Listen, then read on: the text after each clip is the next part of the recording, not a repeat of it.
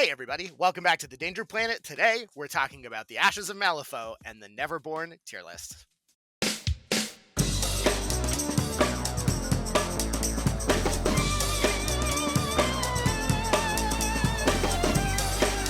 Hello, the internet. This is gonna be one of a number of videos where we're covering all of the new models from Ashes of Malifaux. Today, Doug and I are joined by our friend, Trekkin. Trekkin, say hello to the internet. Hello, Internet. Oh my gosh. This is the first time we've had Trekkin on a video, and we know that Trekkin plays a whole bunch of Neverborn, so we wanted to have him come on and give us his super fly hot takes about all of this stuff. Doug, how are you today? I'll have what they're having. Oh my gosh, that's a spoiler for later. Okay, so we want these videos to be sort of... Oh, actually, no. Oh my gosh, that's a spoiler for later. All right, Trekkin, how are you today? What you up to?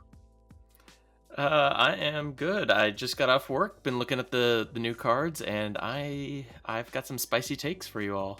Yeah, this is actually the first video that we're recording. We're doing this on Friday, the actual day that the book drops, so hopefully you'll see this soon, but let's jump right into it. So the first model that we have is Ithanna.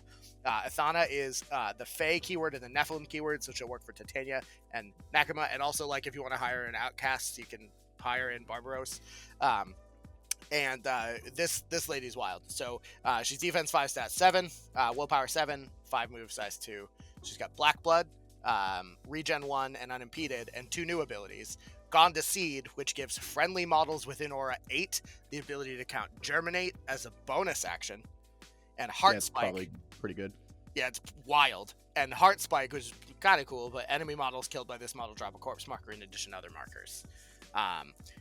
So on the flipping over to the back of her card, she's got a bunch of stuff going on. She's got her blade Desmonia mentioned multiple times. So Desmonia's Edge is a 2/4/5 that heals herself 1 and has a trigger to give out injured. She has a Desmonia's Thirst, which sort of reads kind of like Titania's, where it ignores underbrush markers, but instead of being in them, she gets plus flips from it being engaged, and it does a 2/3/4 with coordinated attack and siphon life. She's got a Shockwave that gives out poison, some damage, and it makes enemies more difficult to resist it based on the number of markers near them. And she has a new bonus action called Entranced by the Woods that lets her target and then move corpses or underbrush and heal friendly models. So she's a henchman, right? I probably should have mentioned that. She's the new henchman that you can hire in Titania. Doug, what do you think? Do you think this lady's wild? I got some thoughts here. So the one thing we didn't mention is that Trekkin and I basically play each other in Malifaux every Wednesday, and that Trekkin is a Fae player. Well, he plays all of Neverborn, which is why he's here, right? He's a pretty good Neverborn player, so 6 of the 8. Yeah, he plays 6 of the 8 masters, and this is one of his more favorite keywords. So I'm looking over this card, which is hilarious as we're talking about it, and I'm like, oh, that's going to be really fucking annoying when Trekkin does that. Oh, that's going to be really fucking annoying when Trekkin does that. And the things that I'm keying in on this card are Gone to Seed. It gives friendly models within Aura 8, which is a massive amount of space. The ability to Germinate as a fast action. If you've ever played Titania and you're like, man, I really wish I had more of these markers on the field, now you have the opportunity to do that at fairly low effort cost levels, which is pretty cool. And importantly, it's May, so they can use it as their bonus action, and then again as their main action if you really want to, and however you want, right? It just gives you the ability to not have to work super hard to get out these really, really, really important markers that, as a Titania player, you want to just be covering the board with and making it absolute hell for your opponent to move anywhere. And if you've done that effectively 9 out of 10 times as the Titania player, you're probably going to win the game, honestly. If they don't have like hard counterattack or or if they're all ghosts, right? But the ghosts. I also think the other thing that's spicy, I like the fact that she has a very decently statted. It's not crazy, right? Desmonia's Edge is not a crazy attack, but it's decently statted, and it can do, right? And it can do a 2/4/5. Yeah, Jim Dyson always says 2/4/5 is the new 3/4/5, and I think basically what he's getting at by that is that people really undervalue a 2/4/5 track, but cheating towards the target of the mid 4 and not having to utilize or worry about or budget for a severe 13 can still be really good. But then I think the real spice here is Dismanya's Thirst with coordinated attack, or using it to spike people for min 3 with Siphon Life, and then you can just bomb people with Thirsty Roots for good value. And then if you're playing Nekama on the flip side, obviously she makes corpse markers happen everywhere, and you eat them for value to grow your Boyos and your Demonos, and heal them. And I feel like this model's solid, like, solid B+, A- range from me. Yeah. Trekken, what do you think? So when I take a look at her, a couple things stand out to me. The first one, you kind of talked about Gone to Seed, allowing you to treat your Germinates as a bonus action. Yeah. I think that that's going to be a big deal in certain matchups. So Malifaux Burns introduced a lot of new masters that are able to remove just any kind of marker, just generic marker removal. And I think Titania really suffered from it because she's so dependent on her underbrush, all the End of Thorns triggers. And a master who could just clear those out, or like a Draken Trooper that could just clear them out. She really struggled to recover after that because, you're spending an AP to rebuild that. Being able to do it as a bonus, cool. My knights don't have anything worth challenging. I'm gonna drop an underbrush because I can. Why not? And so it really helps you to recover when an enemy master can remove your markers. Yeah. The Heart Spike is going to be a bigger deal for the Nephilim being able to drop a corpse marker in addition to other markers. The Nephilim have a lot of corpses already, so it's not strictly needed for them, but it is nice to get a corpse marker, especially when you are fighting like ghosties, because you just get to drop a corpse marker in addition. And so, Papa Sorrow, and hey, there just kind of happened to be a corpse there. Who knew? The Thirsty Roots has got a trigger. I don't know if you guys mentioned it, but it's got a trigger here on Crows. Once per activation, when resolving, instead of dropping a Shockwave marker, drop a Underbrush marker instead, or centering the Shockwave on that marker. And so she's basically got a Germinate that also, is a Shockwave, which is going to be pretty nice. And then the final one, her bonus action, a little funky here. Target a corpse or an underbrush marker, move the target up to 3 inches. Outside of Titania 1, the original, there's not really ways to move underbrush. And so you kind of had to get it in the right position the first time, and that was it. Ithanna now allows you to kind of reposition those as needed, and you can also slide a underbrush marker up underneath someone and just throw them into the trees, or throw the trees at them. Yeah, you can.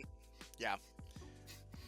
I think the thing that stands out the most to me is the fact that Titania's crew finally has a henchman for the first time ever. Like, the fake crew doesn't even have a henchman before. Savage. Now. It's wild. I mean, it does. It's just, you don't ever hire Aislinn because she's bad, but it's cool. So, okay, is this hold on? Is this just Aislinn's cooler older sister? No, they're not in any way related. Aislinn's a Fae. This lady's a Neverborn. So they're just roommates. They just went to college. This is together. like Nekama's like cousin, aunt, something. I don't know. Lame. All right. Well, let's talk about that wood, baby. All right. Well, so Ithanna, I'm putting. I don't know. I think I'm putting Ithanna in auto hire in its crew. I think for sure, at least in Titania. Maybe sometimes higher in Nekama, but I think she's solidly straddling the line between those two tiers. So either the back of the bus on always higher. I'll put her at the back of the bus on auto always higher. We'll start this out on a positive note. Yeah. Dragon, we may move this around though. I think, right? We're open to moving this around as we continue the discussion. All right, cool. For sure. So I'd actually probably put her into sometimes higher, and the main reason I do that is because Titania 2 leans really hard on her minions, and so in a Titania 2 list, you won't always want her. You might want the stones for minions, but if you're going to go up against someone who's going to be removing your markers, oh yes, bring her. I'll put her not at every the top, time, but sometimes higher for now. Yeah. I think that's reasonable. So let's talk about the other model in this keyword pair. Yeah, wood. The Carnivorous Wyrdwood, which, like, holy crap, that face. Can I just say I can't wait to paint this model. He looks like a good boy. He does. So this guy has Abundant Growth, which is a familiar an ability you should be familiar with from Titania. He gets to put an underbrush marker at the beginning of the game and gets to ignore them, unlike Ithanna, who does not get to ignore them outside of her ability that says so. He has Armor 1, Black Blood, Planted Roots, which is super good, and Regrowth, which I think is going to be great in either crew, but once per turn when a marker within Aura 6 is removed, this model may drop a marker of the same type into base contact with itself, which is super cool as an ability. And it's once per turn, so you can only do it once per turn. It's not like once per activation, but it's what it is. He's also defense 6, wildly. Willpower 5, 5 move, but he's size 3, 7 soul stones for an enforcer. So he has a 2/3/4 2-inch attack that's stat 5, which is kind of bad.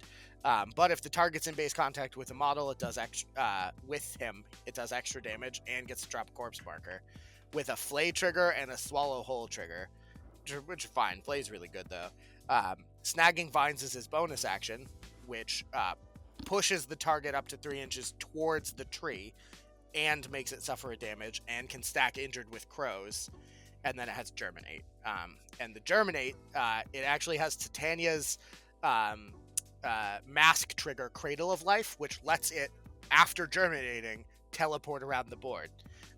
You teleport into the marker that you place with the concealing, with the Germinate, which is super, super cool. And then he has another cool one where Friendly Nephilim get plus flips if you drop near them, which obviously is not going to do much in Titania's crew.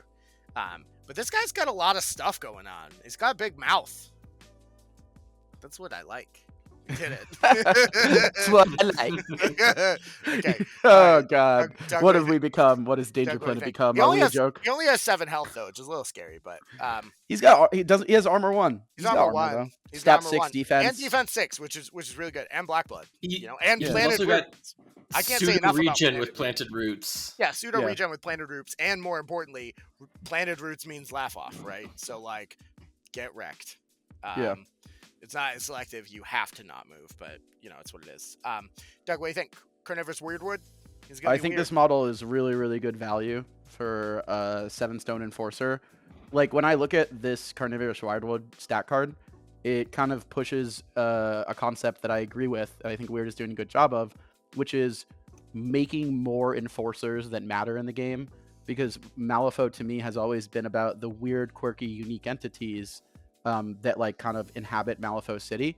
So my thought was that most of these models by nature should be enforcers, and then there should only ever be like 1 or 2 henchmen in a crew and 1 master or whatever, because the henchmen are the higher ups. But like the unique personalities are all the enforcers, and then the minions represent like the dregs or like the huddled masses of whatever worked for the keyword. And it's cool to see a lot more enforcers being rolled out ever since the last 2 editions has happened, compared to like if we think back to the number of unique, impactful enforcers that existed in the game prior to Malifaux Burns being dropped. I would argue with you and say that the number is almost tripled, or at minimum doubled, since that's happened. And I think this is in terms of good ones, right? Right, playable, good, impactful, crew-defining enforcers that come in and do a really cool thing, right? And Wyrdwood is a great example of that to me. To me, this is a really good value 7-cost model. Wyrdwood. It's the company. Wyrdwood. Oh, that makes way more sense. Oh, I see. Badoom. Okay, cool. Anyway, I'm a huge fan of his Germinate action with the Cradle Life trigger. I'm sure Trekkin's going to do that to me a bunch and be super fucking annoying about it. Like the ability to just germinate and then blink to it. I think you picked up on that as well, Brandon, when you were looking at this card. That seems really strong to me. Yeah, it's literally the only other model in the game other than Titania with this trigger. And you've got the displacement you get on Titania is wild with it, but this is a 50 mil. So you're taking a 50 mil and moving it almost 8 inches, which is crazy. Yeah, and then the other thing that's great about this is when Sam was teaching me to evaluate cards way back in the day, he was always like, look at the fast action. Is it equal to or better than an AP, and is it impactful? And Snagging Vine seems really good because it can give out injury and can displace models. And there's tons of schemes and also strats that care about whether or not you're being moved by 3 inches, and also giving out injured on a fast action. So it lets you like put up plays that are like germinate with a mask, blip to that thing, pull a thing towards me with my Tangling Roots, put an injury on it, then my last AP, punch it in the gosh darn face, and my stat 5 ain't looking so bad at that point because it's probably hitting for at least a 6 effective. And oh, by the way, if you're hanging out with me and I'm sitting in a severe, I'm going to be regenning, plus I'm armor, plus I'm black blood, so kind of F yourself. And that's kind of how I see the play sequence going with the Wyrdwood. I think this model's really good. Solidly always higher for me. Ooh, I'm more I think of it sometimes, but let's hear what Draken has to say. Draken, what you got? I wouldn't say solidly auto hire, but basically I would build my list with him and then decide whether or not he needs to be cut. So what I think a good comparison here is this is a 7-stone enforcer similar to the Emtherian. I don't know how you say the word. Emtherian, the pig. The moss pig. The moss pig. pig. So, Aramanthian. The Aramanthian. Aramanthian. There we go. That's not a real word. Yes, it is. It No, means it's that not. he's a Greek pig. Yeah, he's Greek. It's a piggy. It's a piggy. So it's a 7-stone enforcer with a decent amount of mobility, with the ability to germinate and cradle to life, and the pig's got the through the bushes. The difference is the Wyrdwood, I'd say, is a little bit more durable with the armor, the planted roots, and also defense 6 instead of defense 5. That just it's gonna hold up to aggression a little bit better than the pig will. The pig will be maybe a little bit more mobile than he will, but you can do some really, really stupid things with this. The germinate, this and the snag vines, the bonus, because you're gonna germinate. Like say you got an enemy model like 8 plus 3, 11 inches away. You germinate, cradle of life, jump 8 inches forward, right next to some hazardous terrain, something really nasty. Snagging vines, you push them 3 inches towards you into the hazardous terrain. That's a point of damage for the hazardous, point for the snagging. You also have a 2-inch melee with your bite worse than bark. And so now you can sit there and hold them in this severe terrain and do this all from 11 inches away, up to. Probably not actually getting full 11, but, depends on the board and the situation. But you can do this from a huge distance, at least as far as Neverborn are concerned. This guy looks really good. But, yeah, the pig, it would be the one that he's kind of fighting for that slot. And just, if I need a little bit more mobility, or there's a lot of natural severe terrain for the pig to move through and keep blinking around the board, I might take the pig over him in that circumstance. But in most circumstances, I think I'm switching to the Carnivorous Wyrdwood. Yeah, TLDR, Trekken says also auto hire. I mean, I feel like if you're this guy building more, I feel like if you're building a list around a model, then at that point, at some level, it's in that top tier. It doesn't need to be at the top front, right? But if you're doing that, which I agree, I think you're building with this model in mind, it feels like that's kind of an always hire to me. I feel like you're not going to hire as frequently in Nephilim, though. I mean, I will say regrowth seems very good in the unpack for Nekema 2. Agreed. Yeah, that's probably also a good point. But, like, he's not coming in as many Nekema lists. I feel like, all right, let's put it this way. In Titania, for me, he's like an always hire. In Nekema, he's probably more of a sometimes hire. I would have put him above Ithanna. Okay. So the nice thing with the Nephilim is that you have your pig cough up a corpse, other pig. We're talking different pigs now. You have your pig cough up a corpse, and then normally you'd have like say a Terratot eat the corpse, get a grow token, and you might get another corpse another way. Have a shaman pop it, grow your young. Grow your Terratot into a young. Like that's kind of an opening move for a Nephilim player. Or with regrowth, you get to keep the corpse. At least you get an extra use out of it. And so your Tot can eat it, and then your Shaman can pop it, and you don't have to worry about generating 2 corpses. Yeah. Or your Tot can eat it, and then a young can eat it, and now you're threatening a mature also. And I think in the places where you need it, I think it can tighten up the unpack for sure. I don't know that it's an always hire for sure, but I think I'm comfortable sometimes. I think that seems like a good plan. But I'd agree. More importantly, let's move on to the Crookskin. Oh man, this model kicks ass. Okay, all right. This guy's gross, and he's got so many faces. He's got knee faces, no elbow faces, but it's fine. The knee face is the best face. Okay, so this is the Crookskin. This is a new set of Okay, keywords. so this is my Crookskin. He is very gray. He's very gray. So he's Mimic and Savage, minion 2, so you can get 2 of these in the box.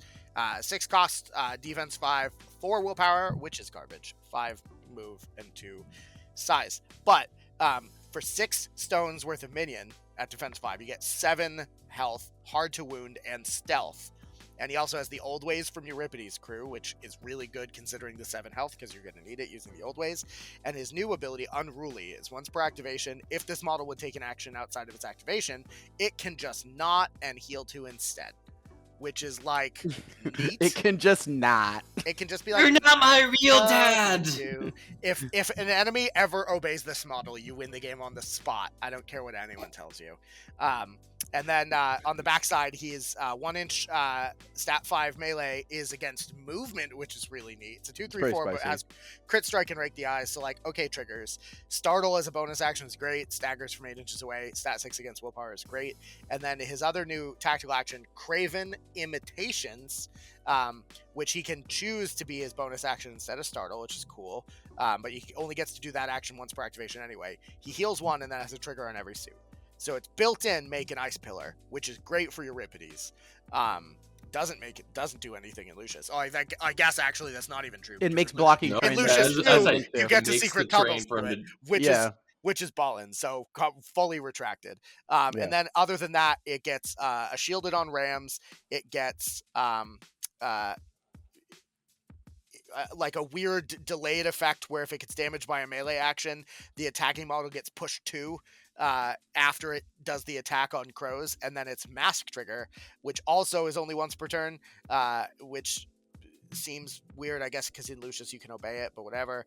It has to be within an inch of blocking terrain, and then it gets a mini teleport, so mini secret tunnels or secret passage. Places model anywhere within 8 inch, also within 1 inch of blocking terrain, which is really cool. 6 stone minion, holy crap. These guys look good. Like them. Doug, what do you think? I think these are very strong models. He's got a good face knee as well. I forgot to mention that. I really like the fact that they passed the face knees in the game. Yeah, I mean, first of all, the face knee is obviously beyond reproach, right? Yeah, like it's kind of bulging out there. He's not even nowhere near even on the same level as the face neck, but as White Eyes. All right. Anyway, I think the really cool thing about this model is that the first thing I look at is I say, okay, this is a 6 stone minion. So is this just something that's going to die immediately all the time? And the one thing that's not amazing is that it has stat 4 willpower, but that's okay. It's basically a pretty average stat line other than that. It's got 7 health, which is nice. It can't be obeyed, and it has hard to wound and stealth built into it. So this is not an easy to kill minion. And then you combine that with the fact that it's got a very, very AP efficient secret tunnels action, which is going to allow you to have an ass ton of mobility in this crew. And they're minions that are just going to be really good at blinking around the board and either going after primary objectives for you or trying to score strats. And you don't have to worry about them being picked off at range by like stronger models with ranged attacks because they're stealthed, which is perfect, which is like one of the most annoying ways to lose your flank-based scheme runners, which is kind of how these guys fit into the bill for me, is by having a model kill them from 10 to 14 inches away with a gun, right? Or like a magic power or whatever. Wow. So that's just not happening here with these models. And you're just going to, most of the time, if you do a good job from a movement management perspective, you're going to be able to manipulate the board state and have them blinking around and creating ice pillars for value in both crews. Both crews want ice pillars. Or you're going to have them like just using sneak away to go to like go and have their Crookskin votes be heard on Stuff the Ballots. Oh boy, you know? Crookskin democracy coming to Crookskin democracy coming to you, baby, right at your face. Anyway, I'm a huge fan of these guys. I'm gonna die on this hill. Auto hire, fight me. Go ahead, Trekken. I will be lightly wounded on this hill. There's no fighting you. I am 100% in the auto hire camp. So the other thing to point out, they're minions, but they're only minion 2. You only get 2 of them, not 3. Yeah. I mean, who hires 3 of any minion anyways? But you know, that's a separate story. But no, these things look amazing. For a 6 stone model, 7 health, hard to wound, hard to just target in general because of stealth. And the fuck you, you're not my real dad, I heal too, means that unless they put a lot of damage into them really fast, Lucius can just heal them up. Or you activate it and then just blink away and just go, okay, chase me. Yeah. Like, these things are going to be hard to put down unless you misplay them. Like, if you run them right down the middle and, like, I don't know, go try to fight Nekema with them, they're going to have a bad day. Short of that, though, they're going to be annoying little buggers. Yeah, the only, like, sort of weird negative bits that I have is their attack, which, like, everything else on the card is great, but in that they are basically great scheme runners, they're gonna be bad against other scheme runners because other scheme runners tend to be fast and their attack targets movement. That's, like, a little weird to me, but, like, if you're not using them for scheme running and you want to attack normal dudes, they're basically just stat neutral, if not up one, right? So I don't know. I don't know that that's even a bad thing. It's just weird. But it's a 2-3-4 damage track, and they've got crit strike, so they go to 3-4-5. I mean, that's especially if they're fighting other scheme runners. Yeah, they're probably stat tied. They might be 1 under if they're move 6, but decent odds of hitting and a pretty good damage track. Nice trigger for Kindet. They can also stagger them first. Yeah, with the bonus action. So you're stagger not wrong. them first Yeah, and then punch them. Yeah. And it's stat 6 against willpower on the stagger. Yeah, I think we're all in agreement. They're auto hire in both crews for sure. They might even be like I don't think windmill slam out a keyword hire, but we're like, you know, there's stuff they do, right? I'm not mad about it. I'd be half tempted to bring them into a Pandora list that's built around staggered just to try it. Yeah, there's definitely stuff you can do there. But let's talk about this. The next two keyword combination. We got Nightmare Woe. Whoa. So go hanging out with Carver in the Nightmare Woe camp, which is in between the Nightmare and the Woe camp. We have Delirium.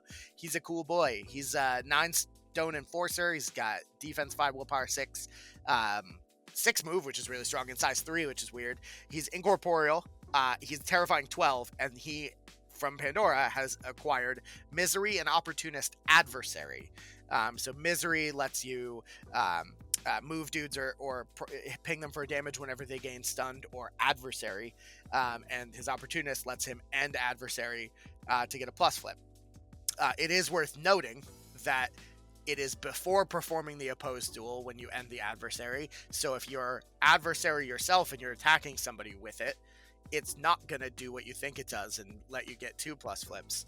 But instead what will happen is, like, if the adversary is attacking you after you've activated, you can then get a plus flip on it there. Or if you give, like, adversary to your own dudes, or if they have it, you can rip it off them, which is cool. He's got Savage Bite, which is wild. It's a 1-inch stat 6 against defense 3-4-5. I vote they rename it Om Nom Nom. No, I mean, it basically is, dude. So Savage Bite, it's a 3-4-5, which is wild. I love that ability. Min 3 all the way. Which, you better be on a 9 stone dude has 9 health and incorporeal, terrifying, but no other defensive tech and defense 5 kind of stuff. Yeah. But so Savage Bite has 2 triggers. He has Touch of Madness, which is wild. It's a wild trigger, and you should be afraid of it. Target discards a random card.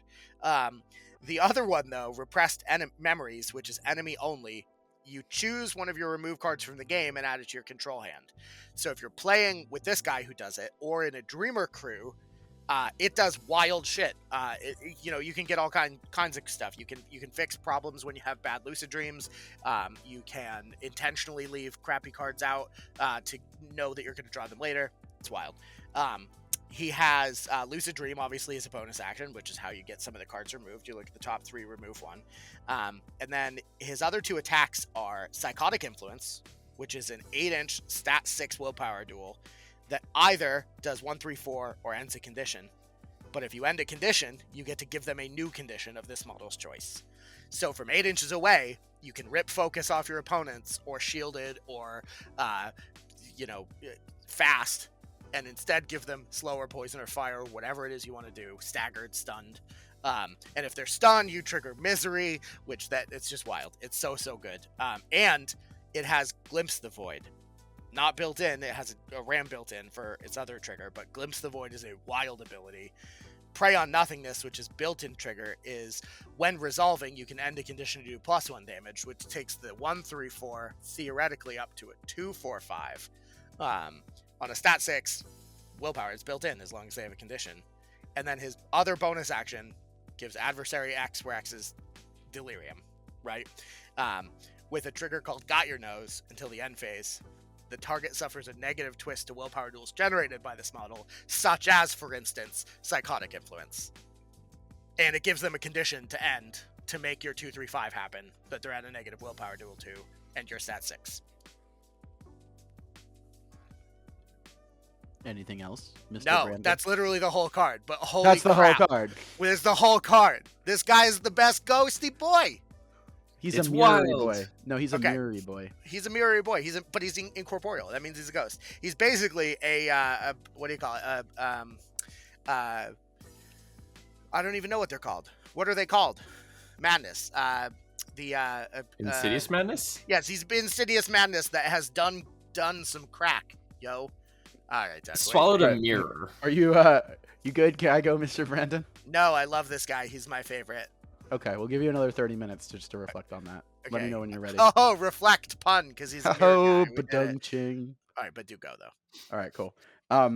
This guy, I think he's solid. This reads to me like both Nightmare and Woe, in my opinion, had kind of a stable of higher Soulstone beaters that were a little overpriced for kind of what they do.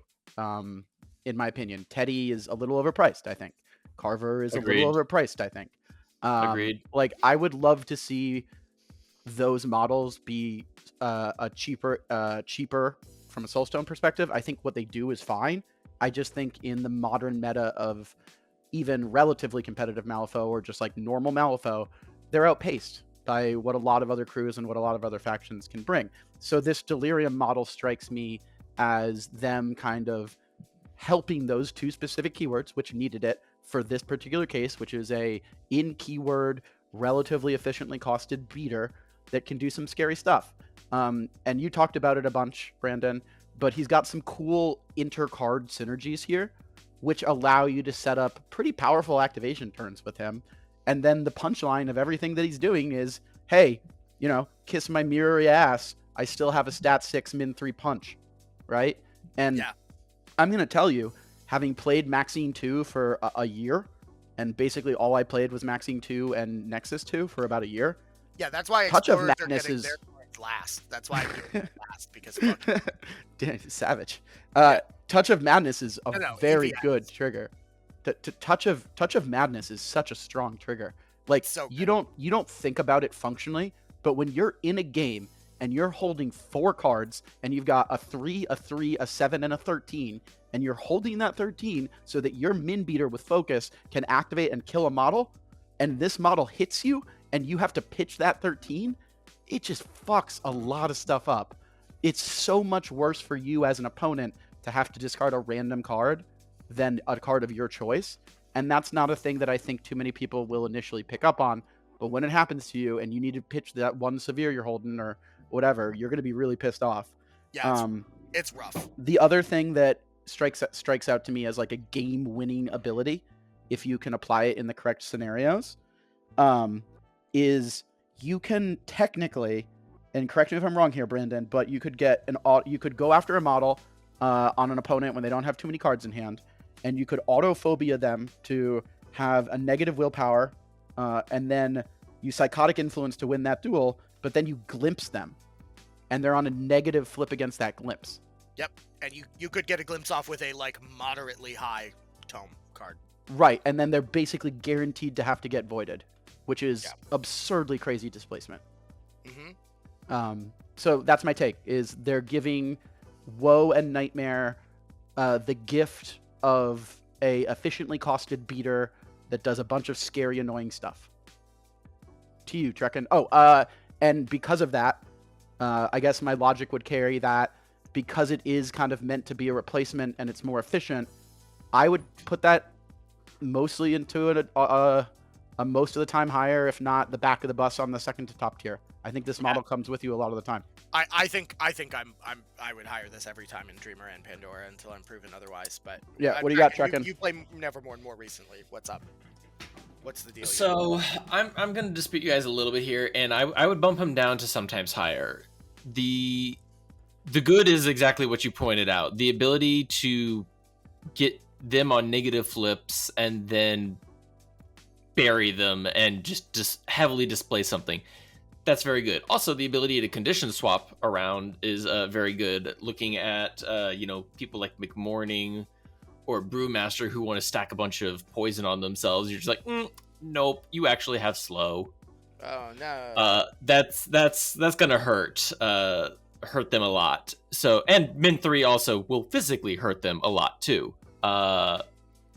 Touch of Madness is also very solid. If they say stoned for cards at the beginning of the turn and pitch, 2 low cards and don't have any low cards, they're all like moderates and severes, you can potentially hit a much better card than you would if you were, say, playing Klaus.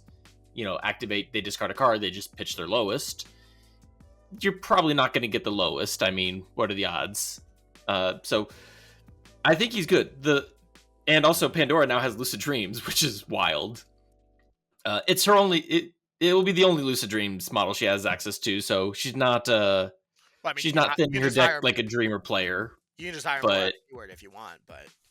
Well, I mean, yeah, you can always do that, but in keyword, the problem that keeps me from hiring every time is his only defenses are Terrifying 12 and Incorporeal, and certain factions just straight up ignore Terrifying because they have Ruthless on an upgrade, or half the models in their faction have Ruthless. 10 Thunder's looking at you. Yeah. They're just into factions that have a lot of anti-Terrifying. My concern is that he's too fragile, being a 9-stone investment and only Incorporeal to protect him. So if you're going up against Bayou, Rezer, or 10 Thunder, where they've got a lot of Ruthless, I'd be at least a little more cautious bringing him. But outside of situations like that, he looks very good. Well, yeah, fair enough. I bumped him down to sometimes higher. Also in this keyword, really importantly, we have the minions for this boyo, Delirious Thralls. They are 5 Soulstone minions with defense 6, willpower 4, move 5, and size 2. They have a built-in mask on their defense, which gives them a neat trigger. I'll talk about that last, though. They have Misery and Opportunist Adversary, just like their papa, Mr. Delirious, Senor Delirious. Senor Delirium. On the back of their card, they have Mirrored Image, which is a 1/2/3, that if there's if the model shares suits with the opponent in the final duel total, its 1/2/3 is actually a 3/2/1, which is wildly neat. It's just super out of the box. You haven't seen that before. And on a ram, you can give them Adversary, Delirious Thrall. They have Threaten, which is, the ability that Pandora got in trouble for having a couple months ago. But you give someone Adversary with it's stat 4, which is awful against willpower, but it's got a built-in plus flip, and it has Daze and On Your Heels for triggers, which are wild. Glimpse Insanity, which is the Pandora ability, which is just an 8-inch 5 stat willpower stun, and then their other bonus action is until the end phase, friendly models within Aura 4 that share a keyword get Misdirection. Now, Misdirection, and there's a trigger to draw a 5 or less from your discard pile. But, so Misdirection is a really interesting ability. It's a defensive trigger that is built in automatically on these guys. And it says, immediately another model within 2 inches of this model must either discard a card or suffer the effects of this action instead of this model. The attacking model may not be chosen for this effect. So, if you run them into your opponent's crew, they can't fight them without having to discard a card, because if they punch them, you'll just blip it onto another guy. You also, though, can effectively just like pseudo protect your own models with tankier models or healer models, because you can just transfer the ability to that's attacking them to one of your models and just decide you're not going to discard a card. I don't know how this is good, quite frankly, but it seems really cool, and I want to do something that breaks it. I just don't know what does that. I've got a plan for breaking it. Wild. Well, Doug, what do you think? Delirious Thralls, yay or nay? I like don't really have an opinion on this card because I can't see if it's good or bad. Like, I just don't know. I really don't know, honestly, for a lot of the same reasons that you did. I was looking at this a little earlier and like trying to come up with some type of take on it, but I certainly don't have as formed an opinion like on the Thrall as I do on the Delirium, for example. Yeah. And I'm kind of curious to see how people end up using this, how it ends up coming into play, and like it feels like a combo piece to me, but I'm not sure for what. Yeah, I feel like there's got to be something that does it. But okay, so Trekken, you said you have a plan for breaking it. What is it? So the thing to note here is they're 5-stone minion for both Nightmare and Woe, so both Dreamer and Pandora can summon these guys. And I think that's a big deal that we're adding to their summon pool, that they get one more thing. They're also not incorporeal. And so up until now, everything Pandora 2 summoned was incorporeal. You could walk through it so long as you didn't leave its engagement. That like gives you a 2-inch leash. 3-inch, something like it's a pretty huge leash. You summon a Thrall and you plug them in place, and now they can't get through the Thrall. But the way that I want to try breaking it is you got to drain your opponent's hand first, because they can pitch a card to avoid being misdirected. So once your opponent's hand is gone, you have, dare I say it, Carver, with his execute trigger, come up and slap your Thrall and go, hey, I'm redirecting it with just like I pitch a 2 of crows because I'm relenting. I don't care. I pitch a 2 of crows to get an execute trigger. I pass it to you. You don't have any cards in hand. Are you going to be executed? Oh, okay, hold on. So if they have no cards in hand, I think in discussing this, I might have just figured it out. So if they have no cards in hand, then you have a Delirious Thrall and like a crazy beater next to them. You go and attack your own Thrall. You just punch your own Thrall. Flip the duels and then make them have to discard a card or take it. And if they can't discard a card or won't discard a card, then you just get free cheatable damage on people, I guess, at the cost of potentially killing your own 5-stone minion if they fuck it up, if they have cards to discard. Also, if you don't have to relent, you can cheat those duels and cheat low and high if you really want to get like that 6 damage or whatever, that big juicy damage spike. They don't have any cards in hand and go, cool, the Delirious Thrall misdirects it to you. Enjoy. Yeah, and you can give out misdirect to other things. But I think that I don't know how good if my opponent has no hands, this ability fucking kills is, but boy, is this weird. It's a weird it's not going to be like a game-breaking anything, but being able to catch your opponents without cards in hand is going to be great. And just you pass along just whatever you feel like passing along. You want to pass along a big juicy punch or an execute trigger, just give them the gift. So I'm going to drop him in C, probably never play. But I don't think I should have gift of execution. I think what I should have said is wow, probably that's never savage, higher. dude. I think that the spot that we want to be in here is that I think we want to be summoning these. You want to be summoning them. Exactly, yeah. I don't think I would hire them. I think I would save them for summons. Yeah, but you're happy to summon them, though, because they're pretty dope summons. Yeah. All right, so we got one last keyword pair, and it's oh boy, it's a doozy. So it's Returned in Swamp Fiend, and we find this in the Leech King. He is the jailer of the undead in in Azeroth, and hold on, sorry, no, wrong king. So this is the Leech King, not the Lich King, my bad. He's an 8-stone enforcer. He's got 5 defense, 6 willpower, 5 move, 2 size. He's got evasive, regen 1, and ruthless, and he'll have what they're having. So once per activation, if this model would heal in excess of its maximum health, a friendly model within 4 may heal an amount equal to the excess. So if he regens 1, instead of, like the rest of the returned crew, they have to take a damage, he just pulses it out to somebody, and then they can trigger their overheal abilities in addition, which is wild.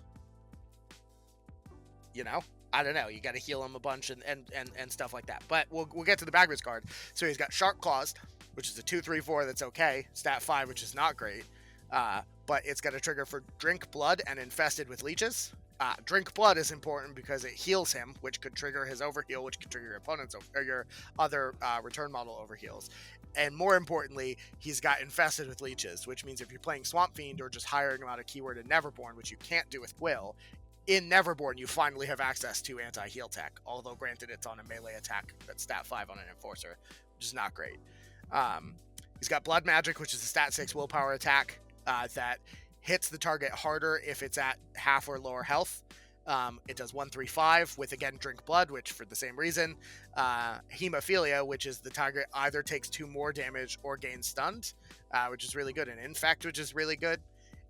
He's got a bonus action that lets him end a condition on friendly models, but they take an irreducible damage, which I think is a fine trade-off in a lot of cases.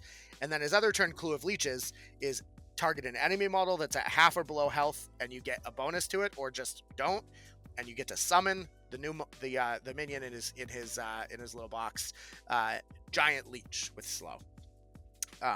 So this guy is a lot of stuff. He gives you some things. I don't know that he is particularly good in a lot of cases, but he certainly is a toolkit. His Blood Magic is by far the best attack on his card, though. That's for sure. I don't know, Doug, what do you think? Leech King. So I'm just going to preface this by saying that I'm a huge fan of value summoners that can summon relevant models and then do other things. Yeah. So, like, when I look at this guy, he's not super survivable for his cost, right? He doesn't have a crazy amount of defensive tech. He's just kind of like defensive 5 with some wounds. Yeah, regen 1 is his. That's it. That's his defensive tech, right? Which is bad. So and defense 5 not great. Right. He doesn't have a ton of defense, but what he does have going for him is the fact that most of his damage can be done from 8 inches away with a variety of non-gun based actions, which is good.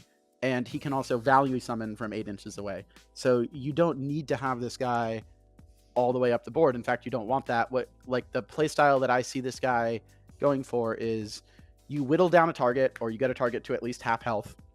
Then you either use Blood Magic to just absolutely blast the shit out of it, because once you hit it, it ignores any neg flips to damage. So you basically can just cheat 5s as much as you want onto the target. Yeah, or 3s even, right? Yeah. If they're at half health already. Or if the target that you've targeted or whatever is at half health, you can just summon a leech onto it. And I think leeches might just be like actually hireable models by themselves, but they're damn good summons. And so like I'm gonna lean towards this guy because I like him. I like summons. I do see that he's a little squishy for his cost, but other than that, I think he's good. What do you got, Trekken? Returned here. Yeah. I have a very love-hate relationship with Returned. Sure. We can get into that later if I need to kill some more time. But Leech King, the big thing that I see here, like the first thing that I'm like, oh my god, he has Ruthless. Neverborn don't have a lot of Ruthless. We have got Lucius and Castor, which those are masters, unless you got lucky and picked, that master for that matchup. Like, you can't down the line tech pick a Castor or a Lucius. Yeah. Poltergeist, same thing. Totem. Our only options are Carver, who's a little underwhelming, and Hooded Rider. Yeah. We now have another Ruthless. Yes. This is true. And that is clutch in some places. That is, exactly. And the other thing that I think is going to be really clutch, Blood Magic, is ignoring all negative damage flips. So hard to wound models. Hard to win models don't tend to have the best defenses because they're relying on putting you on a negative flip for that. And so being able to ignore that and then potentially, punch him for 5 damage, 10 if you do it twice, like he's going to eat certain models, and for sure. that is going to be great. The summon, I think, is a little situational because you need an 11 of crows. So, 11, 12, 13 red there are 4 cards in your deck that you can summon with, unless you are getting that +1 and Crow for them being at less than maximum health. So don't expect to get your summon out early unless you get a really lucky 11, 12, or 13 in the right suit. Because he's not a henchman, so he can't stone for the suit. So it really is just those 4 cards unless you're getting them down to half health. I think he wants to play mid-rangey, that his melee, the ability to shut off healing, I'm glad we now have it in Neverborn, but unless there is an utterly critical thing like heal that you need to shut off and you're willing to sacrifice your king for, I think that's just so niche that it's not going to come into play. Honestly, I wouldn't be surprised if somebody in design was like, hey, we have this ability, that trigger that's already in the game that mentions leeches. Where are we putting it on this card? Because it has to be there. And they're like, all right, we'll make it bad. But it's got to be there, right? So what I want to do to Doug while he's not here and not listening is he's playing Levy. I want to go slap Levy, preferably kill him with it, so that he can't heal until end of turn, so that his demise, he can't heal and just stays dead. Yeah, that is very funny. So I want to catch him by surprise with that one. So nobody tell Doug. He's going to run into this the hard way. But that's going to be fun. So wait, I don't know. I'm kind of torn on this guy. I feel like we're going sometimes higher. I can't imagine we're very high. I think I'd rather have Ithanna in most of the crews. So like, I agree. I think he's a tech pick. Maybe. Yeah. Okay. I'll put him at the bottom of sometimes higher. So that brings us to our next bit, right? So we have his summon. So it's a 5-cost minion. 2, so you can have up to 2 of them. And it is living, which is interesting for Return and Swamp Fiend. So defense 5, willpower 4, not very exciting. Move 6, which is pretty good, and they're size 2. They also have I'll have what they're having. So once per activation, when they would heal in excess, somebody within 4 can do it instead. They have Latch On, which is very strong. Penetrating Stench, which is like cool in theory, but in practice almost never works, and then Stealth, which actively counterintuits their other 2 abilities. But it potentially could keep them alive if you do decide to hire them earlier on. They've got 5 health. On the backside, though, they have Bloodsuck, which is a 2/3/4 that heals themselves for 1, which could trigger their ability and then trigger their ability again. But it was once per activation, so you probably are they don't have regen. Never mind. So you can you can attack something to heal 1, which might trigger their ability. Their 2/3/4 has Stagger, Drink Blood to heal from, and then to heal again, and then Infect, which is okay. The Body Slam action is really neat, which is another attack that has to be within 4 inches, but it puts them into base contact with them and then does 2 damage unless you've given them a Zeraido Potion, then it'll do 3. They've got a summon ability kind of like the dogs, where if they're in base contact with an enemy model that's at half its maximum health or below, it'll get better. Otherwise, it's just you need a flat 11 with no suit to summon a second leech with slow into base contact, and it makes the opponent that you summoned it off of take 2 damage. And its bonus action. No, the summon model takes the 2 damage. Oh, I'm sorry. No, you're right. Yeah. The summon. So it lets them summon a leech with slow at 3 health instead of 5. And then it also has a bonus action that lets it move 3 inches towards an enemy model that has less than half of its less than its maximum health within 8 inches. So a damaged enemy model, basically. I think that the big deal that is on my mind about these guys is that, 1, they're a summonable returned minion, which means that Castor 1 can kill them for schemes, which is neat. I don't know if there's anything else that really, really makes me think that these are super cool outside of having 2 in base contact with somebody for latching on for stacking defense, because latch on, unlike most abilities, is not an aura, so it will in fact stack multiple times. But in general, I don't think I ever plan on hiring these. I think that you just summon them off of the Leech King, but maybe I'm wrong. I don't know. Doug, what do you think? I think these guys are good. I actually think you could get away with potentially hiring one of them with the intention of targeting specific models in your opponent's crew to populate more leeches, if you have a good game plan for that. Or on the other side, if you think that your opponent's crew is going to be particularly bad at killing these leeches, then you can kind of go towards hiring them. But I would probably be more of a fan of, making the extra, 5, 8-point jump. So 5, 6, 3 more points. You get the Leech King, and then you just beat the shit out of a model and summon off of it. And then try to summon off, use the other leech to summon another leech, basically. Like chain it, because that just feels like a ton of value. But, there's obvious downsides to that game plan. But I still think this model's good. I like the chain leeches. I mean, I suppose you can body slam Castor into healing, maybe. I don't know. What else? Trekken, what do you got? Any special tech on these guys? Nothing too crazy. So, to me, the big thing that stands out to them, about them, is they are a 5-stone minion. And so, Castor 1, he wants to execute Blood Vessels, his cheapest model, but he can't because they have hard to kill, and that drives me up a wall.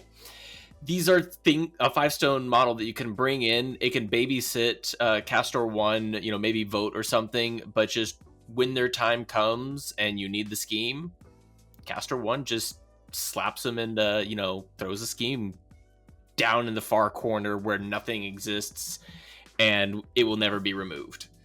And so I feel like they're almost like bodyguards for Castor 1 that just when you need the scheme, you execute them, but you get your AP out of them when and while you can. But by and large, I'd be hiring a Leech King.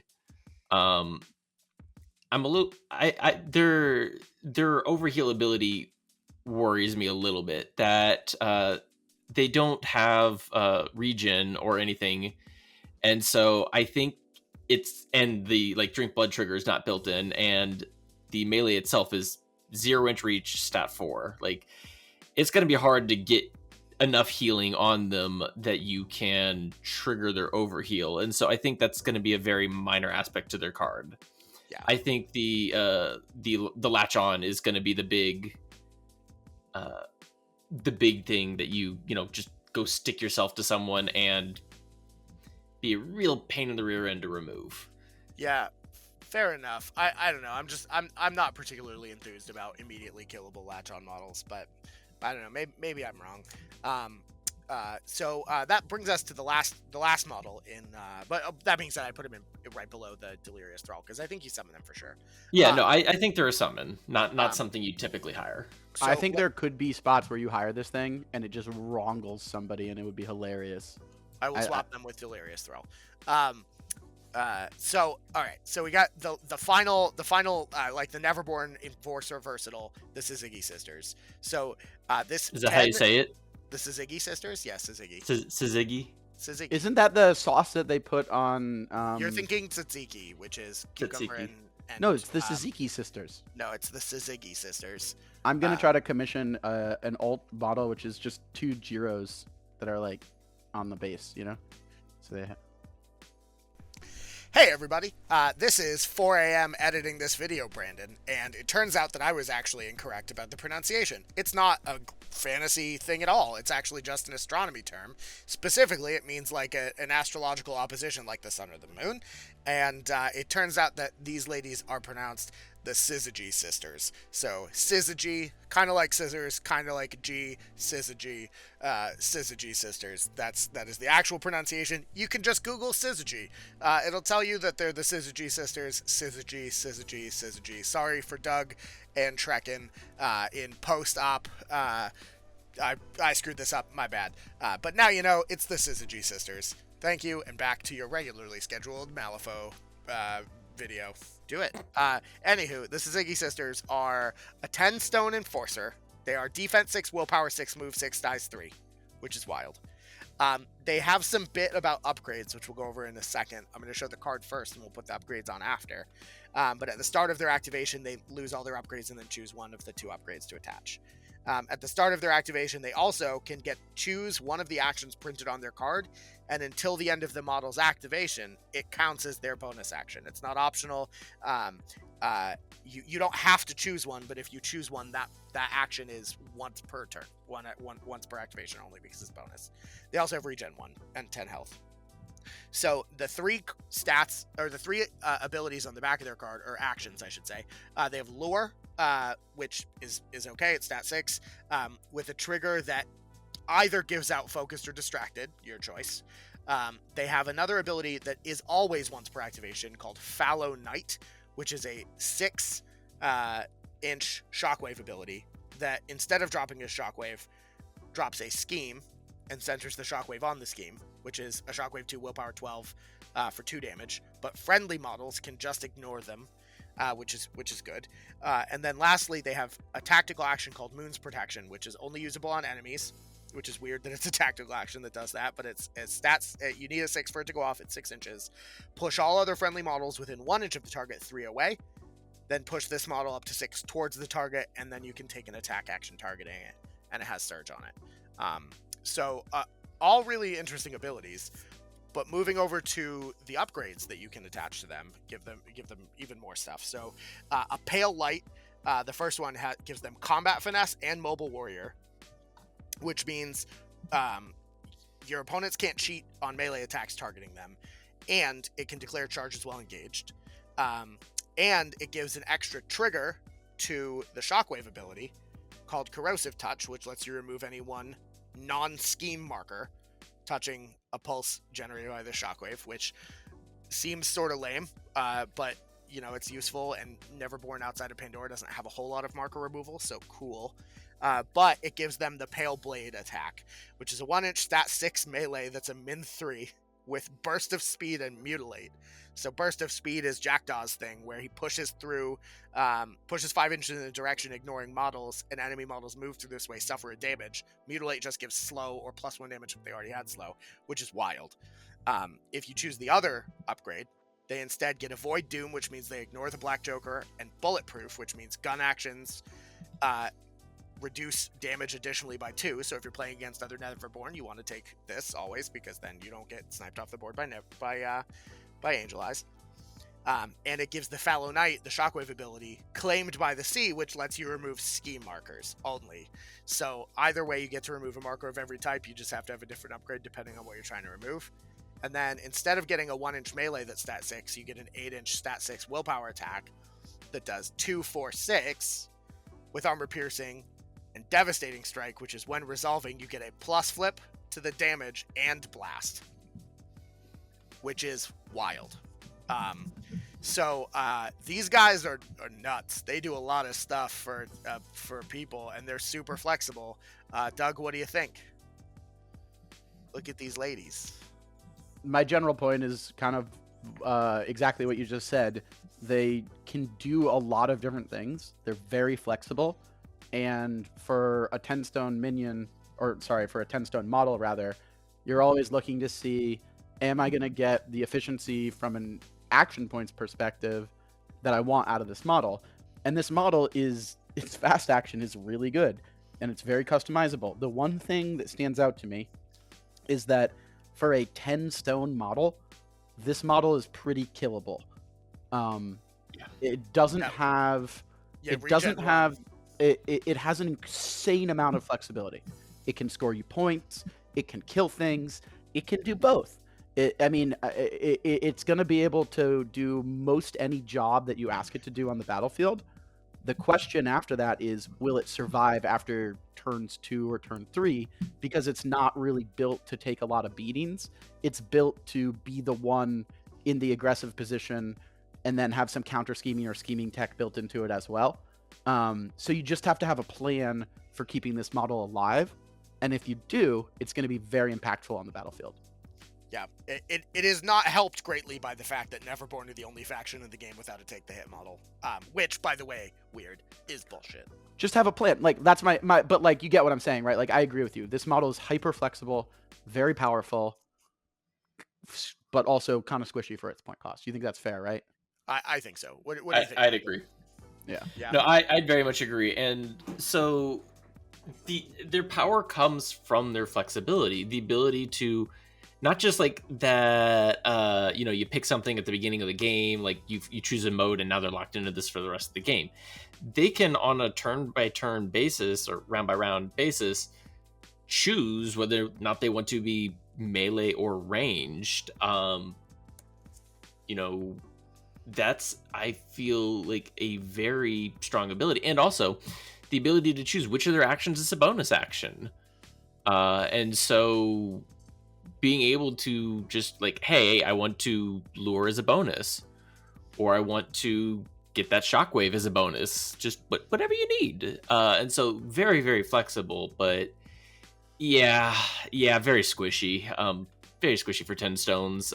Be careful with your sisters. They will blow up if you overcommit them. On the plus side, though, unlike a lot of the really high expensive models, you can turn Titania Snake back into them because they're an enforcer. So I also want to point out here something about the art.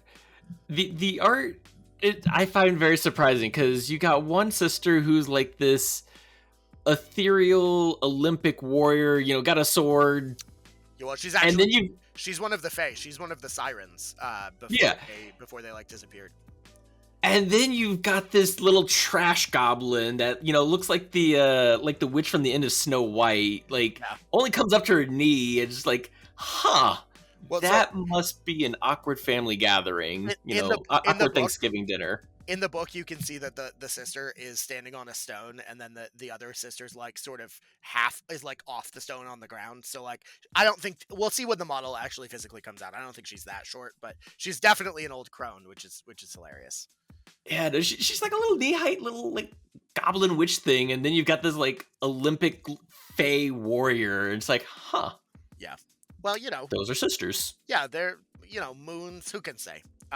So that pretty much wraps up the Ashes of Malifaux tier list. Neverborn. We got a lot of. Oh, I'm sorry. We got to put the Sysygy Sisters somewhere. I'm going to put them at the bottom of Sometimes Higher. Yeah. Because they're flexible but very squishy. So that pretty much wraps up Ashes of Malifaux tier list Neverborn. There's 9 new models. Or 8 new models, rather. A bunch of them are going to be really, really interesting and dynamically change their crews. The Crookskins are, I think, by far the winner of tier list Neverborn. By far. But it's a lot of interesting models to play with, and you know, some of them are even coming out really soon. Leech King, I think, is supposed to be out next month. Speaking of the leeches, there was one more thing. Also, the Crookskins coming out as well? Oh, are the Crookskins out? Oh, the Crookskins are coming out next week. They're coming out soon. Yeah, wild stuff. Look for them in a gaming store near you, or use our affiliate link, you know, which we have, which should be linked in the video description. The leeches, size 2, but they're on a 50 mil base. Yeah, size 2 50 mils they're wide. They're not tall. We did it. That's why they're coming out. They're coming out in March with the next drops are the Leech King and the Crookskins. Fantastic. Yeah. We don't know when the rest of the stuff will come out, but maybe one day. Actually, I think the Delirium box is slated from April or May. But that's all I got. Anyone got any fun things to talk about before we go? Trekkin, you want to pitch anything that you've been up to before we close out here? Anything going on your end? Yeah, sure. So just recently here, it's been like 2 weeks, maybe 3. We started doing EDH nights on Thursday on Spell Table. So if anyone wants to join in, rock a game of EDH, we are doing that Thursday nights at what is it? Around 7. 7 Eastern. Yeah, in the around Discord? Ish, yeah. Oh yeah, where Trekkin? Discord? Where is this crazy event happening? Yes, in the Discord. We have ourselves an EDH chat channel if you just want to talk. If not, you can join us in whichever game room I guess we choose for the night. Yeah, usually game room 1.